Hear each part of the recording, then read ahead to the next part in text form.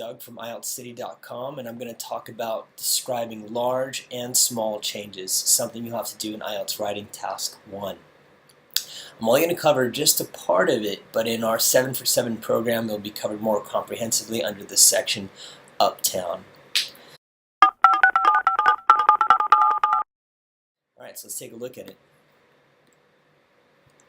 So as I go through these examples here, I want you to think about the vocabulary that you know already, and hopefully you'll pick up on some new vocabulary words, but once again you'll learn a lot more in the real course, the full course.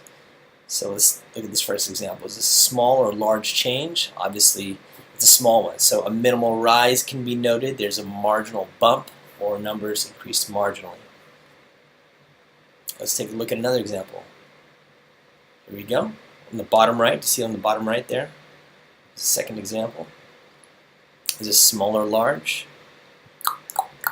There you go. It's a small change, right? So a very minor rise can be noted, can be observed, more subtle increase, far less dramatic.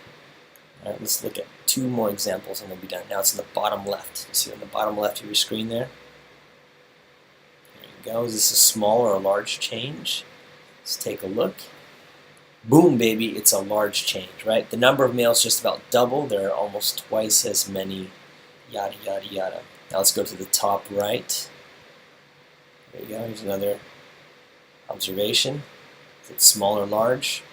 Hopefully you know. A more pronounced rise can be observed. There's a much more marked jump in blah, blah, blah. The number of females increased substantially. Hello? Alright, so you can see here I'm using a variety of sentence structures to make it more interesting for the reader, and that's something you'll need to do, but that's not covered in the Uptown module. We have 7 modules in our program, and we address each of these the different components that are important for students to know about in order to do well in the exam. So this particular example that you're looking at right now is about how to write about increase, and this is just a piece of it, so if you take the course you'll learn a lot more. So once again, this is Doug from IELTScity.com.